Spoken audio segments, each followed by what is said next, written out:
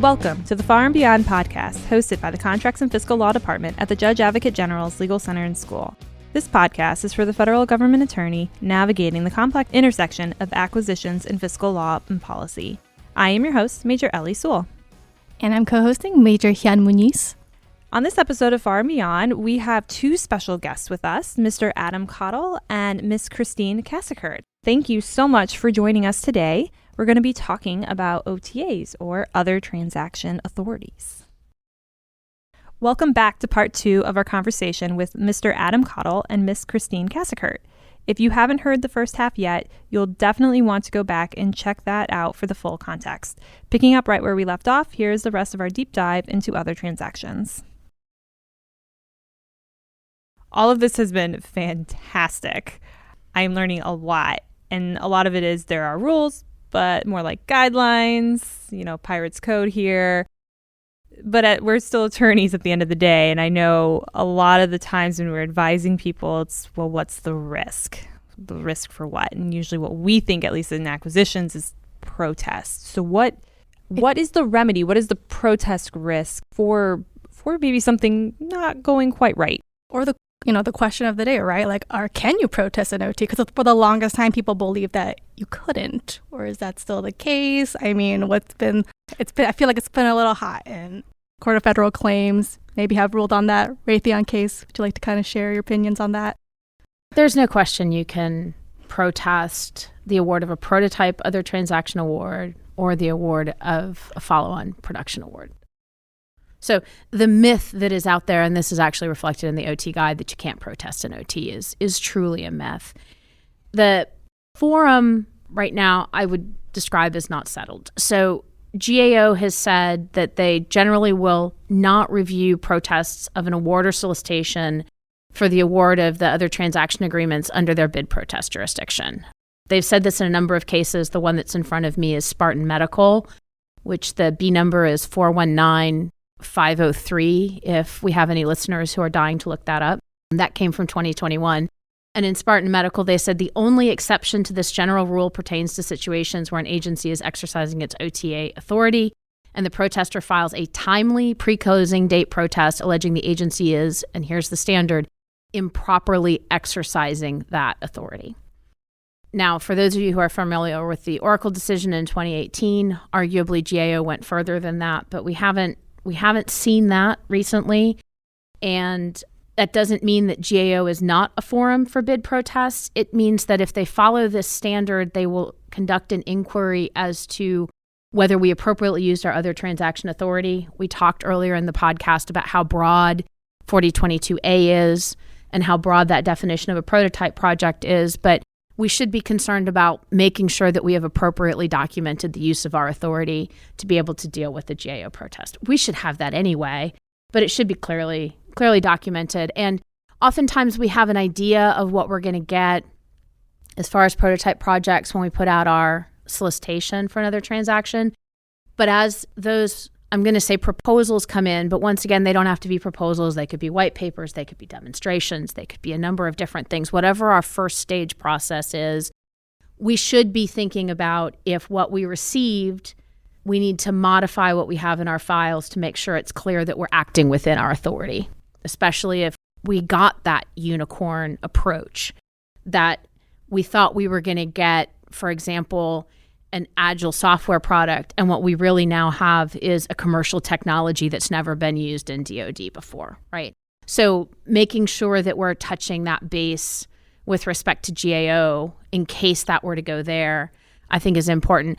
But the real play is at the Court of Federal Claims right now, which for those of us as program attorneys means that we will be interfacing with the Department of Justice. And our clients, I think, need to understand the world of, in GAO protests, they understand how the contract file gets put together. Most of our folks are seasoned enough. They've been through at least one bid protest. When we're dealing with the Department of Justice, when we're dealing with the Court of Federal Claims, I'm going to call it real litigation, and I don't mean that pejoratively, right? But we're not under a 100-day decision. We're not looking only at the relevant documents that are generally in the contracting file. Now we're looking at a broader scope of production. And the standard there is under the Tucker Act in 28 USC 1491b1, and that is in connection with a procurement or a proposed procurement. And while we have a handful of Court of Federal Claims cases trying to get at our prototype OTs subject to that jurisdiction, and we have a number of places where the court has found jurisdiction, we also have a few where they have not. We do not have, I'll call it a final decision, because the Department of War has won on the substance of all of those claims. So there has been no reason to appeal the jurisdictional decisions when ultimately we have won all of the protests before the Court of Federal Claims. And so if you read a lot of what private industry is putting out, it makes it sound sometimes as if this is a settled area of law. And I think there is a logical position to say, we do see a trend, but I don't think we have that final decision about jurisdiction. And so whenever we talk about who has protest jurisdiction, we talk about GAO, we talk about the Court of Federal Claims. We've had at least one decision filed in district court that then wasn't decided by the district court, but we may have district court authority depending on what ultimately happens with the Tucker Act under the Court of Federal Claims.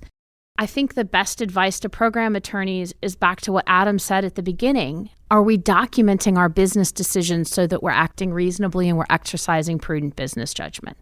I don't see a way that we can develop solicitations or processes or procedures that is going to remove jurisdiction from the Court of Federal Claims. And ultimately, if we're making good business decisions, we're doing what we need to do for our clients to set us up to be able to proceed without delay with those protests. And Adam, I don't know what your thoughts are on the protests. It's certainly happy to build on that. One is this idea that there's no review of it. Courts are decidedly uncomfortable with the idea of having very large, sometimes OTAs that are unreviewable. We've seen a lot of that in the language of they are very, very uncomfortable. And when courts are uncomfortable, we notice they tend to find a way to get jurisdiction and to actually address the points. The courts can be very creative in how they come up with ways of saying, yeah, I'm actually going to address this and make myself comfortable. So attorneys need to be mindful of that, and all the things that Christine said are totally valid. But also I'd like to expand the definition of risk. As attorneys, our default, yes, is protest. But there are so many more other types of risks that we need to be aware of and we should be the ones who are really thinking and saying, okay, what are the actual big picture risks? Yes, there is litigation. There is also simply, and we've seen contractors do this many, many times, going to the administration, going to senior leadership, going to Congress, going to the media. There are all kinds of other ways that contract other venues and forums that are not protests that unsuccessful offerors, we can call them that, can go to and say, hey, I think I should get an award. We've seen this multiple times. They can go to senior leadership, for example. And so that documentation part, to be able to go back and say, this is why we made the decision that we did, that has to be there, because otherwise you're going to be left with a senior leader potentially saying, hey, I got a call from the White House or from a member of Congress. The member of Congress is coming here. He or she would personally like a briefing as to what we did and why we did it. And since you're post-award, guess what? You can't say, I'm sorry, this is pre-decisional. You've already made your decision, and it may be the Secretary of the Army may be asked before Congress of please explain why you did not award your OTA to this particular vendor. Our listeners need to be very mindful that risk involves far more than simply a bid protest. It involves many other forums that we need to be mindful of and be able to support and justify our decision and say, this is what we did, this is why we did it, this is why this decision was in the best interest of the Department of War, of the Department of the Army, of the United States government, wherever you may be, whatever agency you may work for. And that way, it is a fully justified, supportable risk. Otherwise, you may be told, hey, guess what? You didn't really justify that. You need to go back and redo that something. And so your attempt to get to speed, your attempt to go fast, may be completely undone through a variety of different ways. So please be mindful of the variety of forums in which a unsuccessful offer can go to try to get that award. Because especially with Secretary Hegseth talking about he wants longer contracts, he wants bigger contracts. If you have a fixed pot of money, that means fewer contracts. The math only works out that way. Fewer contracts means contractors who are going to be a little bit more willing to push and say, no, I really need this contract, this OTA in order to survive. I'd like to put a plug in, a shameless plug for a webinar that TJAGLIC sponsors with DAU called the OT Council Corner. Each October, we have had a protest update where we've been lucky enough to have support from CLIP and from the Department of Justice attorneys. And so please keep an eye out for the OT Council Corner each October. Of course, we had a little hiccup in October of last year, and so we're working on rescheduling this one. But you'll see that. The other side of things then is obviously the litigation component that comes after you make an award, right? And so our forum for those is generally assumed that absent anything else, there would be a Court of Federal Claims option for disputes under another transaction agreement. Now, I want to pause there because most of our agreements have an internal escalation procedure. I think that comes out of the DARPA model. A lot of folks pull down DARPA's document and use it as a starting point when they're drafting their other transactions. And there's a whole process by which first, the agreements officers will do something, and then maybe the program looks at something, and then maybe there's a head of contracting activity, and then maybe there's an executive director. I mean, match however that looks in your organization of folks going up. And there's some sort of an internal escalation to try and resolve any kind of misunderstanding before it would go outside to a court. We see very few disputes during prototyping. Everybody's trying to get on the same page, and contractors are willing to work with us because it typically is that the real money is when you get to a follow-on production agreement. So all the incentives are in place during prototyping to avoid disputes, and it's not really a big issue. The one place where I've seen a number of, I'll call them disputes, in the prototyping phase is when we terminate. And if we've set up our other transactions to be paid on a milestone basis, and we have not included FAR Part 12 language that says we're going to pay based on a percentage of completion. Speaking of FAR clauses, you should not cut and paste into another transaction agreement. If we have established our milestones correctly, when you get to the end of a milestone, you can choose not to proceed. And it's a natural termination point, and it shouldn't be causing anyone to have a dispute over how much is owed.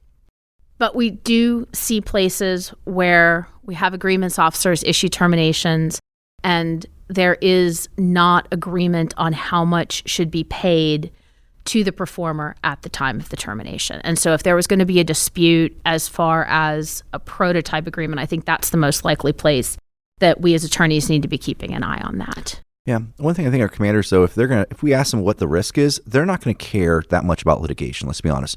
That's not something our commanders are going to think about. When they think about risk, and the worst case scenario for an OTA is a prototype that drags on forever and doesn't actually deliver anything. That is the risk that from a business side that we need to be mindful of. Is what we think about risk, what our customers think about risk, maybe two vastly different things.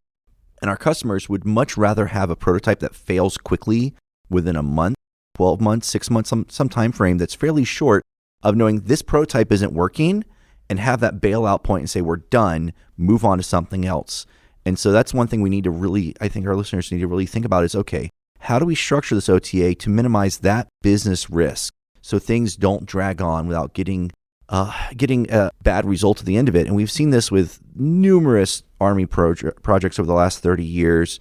We can talk about the Comanche, the Future Combat Systems. They weren't OTAs, they were FAR-based contracts, but things that drag on. The Army spends, and Department of War in general spends tens of billions of dollars on projects that don't go anywhere, on prototypes that don't go anywhere. And so fail fast is what we're supposed to be doing, as we've been very clearly, explicitly instructed. Set up your OTAs in a way that, hey, you know what, if things go south, they go south very quickly, so you can cut bait here and go fish somewhere else. Okay, so don't have things that drag on. Don't have the OTA drag on for the sake of the OTA dragging on, please. Be in mind what our customers want, which is fail fast, or at least know you're on a good path to success.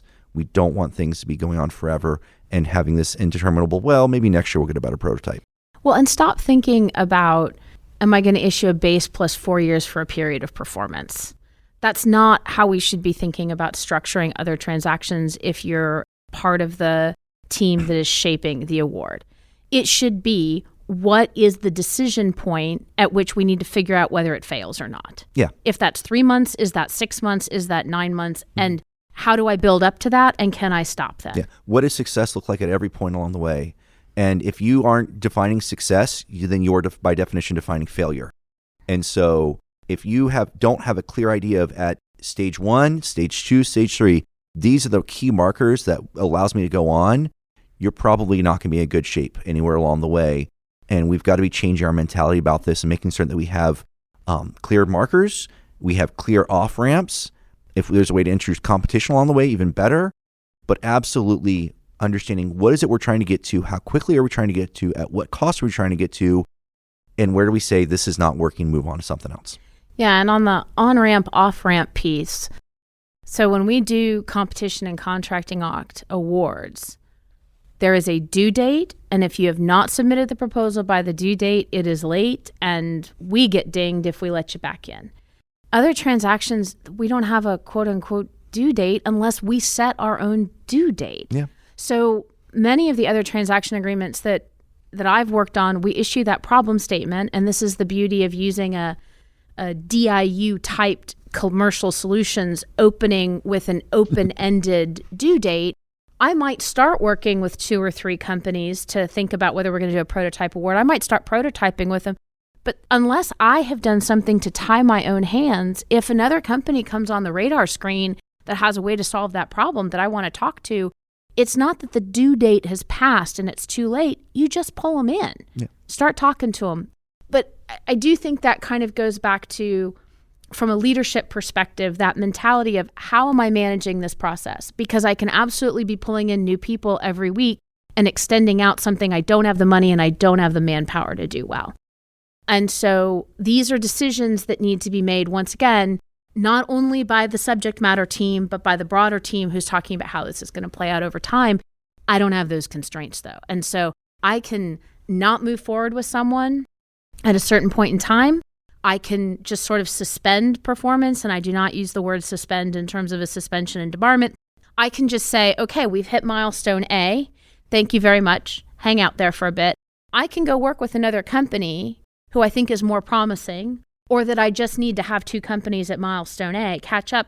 And then I can go make a milestone, and I'm using milestone, which is probably terribly confusing for people who are doing milestone A and B in terms of process that we are familiar with using, but all I'm really talking about are payment milestones when I'm saying, your first one, your second one, your third one. I can work with company A for 3 months. I can tell them to hang out for a bit. I can go work with company B to get them to the same point so I have competition. I can then go back to company A and say, okay, now we're going to move forward. And the fact that I didn't have a modification in place before the end of the, and I'm using air quotes here, period of performance does not stop me from going back and modifying the prototype award to extend it, because the Competition and Contracting Act does not apply. Sometimes this is referred to as a basket concept. I can put certain white papers in a basket and come back to them later, but the same concept applies in the prototyping process, that I can make decisions about who I'm going to focus on, who I'm going to move forward with, without necessarily stopping whatever I'm developing with somebody else. But you still have to manage that. It's a very different mentality. This is crazy to me. Someone who's done most of my time doing Bar Part 15. No I'm like, what do you mean there's no deadlines? What do you mean I can keep them in? This is great. But it always comes back to business judgment. At the end of the day, we have a fixed amount of people, sometimes shrinking number. We have a fixed budget that we can put on those people. And so you've got to say what actually works for us. It's got to be tailored, sound business judgment of this is what we need to get done. These are the resources we have available to get this thing done, this prototype developed. And how do we be most efficient in it? And that's really what we're about at the end of the day, is helping our customers manage the legal risk to actually execute on the mission that they've been assigned to by senior leadership of getting whatever prototype, whatever production that we're trying to get to. In the case of Corps of Engineers, whatever construction, because they can now use OTAs for construction as well in the Corps of Engineers, which is a whole different issue we haven't talked about. But that's really what we have to be mindful of, is how do we help our customers execute on their assigned mission at the acceptable level of risk. Notice I didn't say minimal risk. I said acceptable level of risk, okay? So be mindful of all these things, think through them, call up your good friends like Christine, who knows all the answers, and help, we're always, of course, here to help and try to execute on that. So that way, at the end of the day, we're about supporting the warfighters, make certain that they have the tools they need to be successful in prosecuting action wherever they may be called upon. And one of the tools we have to manage risk as lawyers advising on these agreements is, are we being transparent with industry and what we're doing? We don't have to hide the fact from them that, we're moving forward with a different project, or that we're not moving forward with them, or that we're putting them in a basket. When I talk about that, I often talk about it in terms of what we do with folks when we interview them for jobs, right? You usually don't tell your number 2 or your number 3 candidate that they are completely out of the running until your first candidate shows up for work, right? Too many things can go wrong. You don't want to rerun that competition. So there are reasons to maybe not tell them exactly what's happening, but to tell a company, we have determined that your technology is really not what we're looking for, so that their business development people are not wasting time, right? And we're not building bad will with industry in our process. Sometimes in a protest setting, that is confused with what we teach folks about our standards for GAO. We always tell folks, whatever we put in our solicitation, we have to follow what's in the solicitation and we cannot deviate. And so we call that transparency, and we say, once it's in writing, once the solicitation goes out the door, you can't change that. With other transactions, we absolutely can change that, but we need to be clear. We don't want to lose folks because we weren't clear with what we were looking for, what we were trying to accomplish. We don't want folks to feel like they've wasted their time participating in another transaction. So you want a low barrier to entry, not a full-blown proposal like we see in a FAR. Maybe they're coming in with a deck they would use to pitch to anybody else that they were selling in the commercial environment to. Maybe it's a shorter white paper. Maybe you're just doing conversations with folks as your initial, is this worth going forward with or not? Or low barrier to entry so that we're not wasting their time. The further they get in, the more we should be collaborating with them and talking to them, and they should have an idea of, is this worth their time? Is this going forward? And that kind of transparency in terms of managing risk not only helps you make the project come out better, but the more everyone has some transparency, the less likely you're going to see these kinds of protests because somebody is upset with the way that we handled things or they felt they were treated unfairly. I mean, that was amazing. I've loved hearing everything you guys had to say, and I love that you dispelled a lot of the myths for the listeners, of course, not me. I already knew all that stuff, so thank you. I did not know any of that stuff. My mind is blown right now. I learned a lot of things. This is great. Thank you so much for joining us today, taking time out to come and speak with us.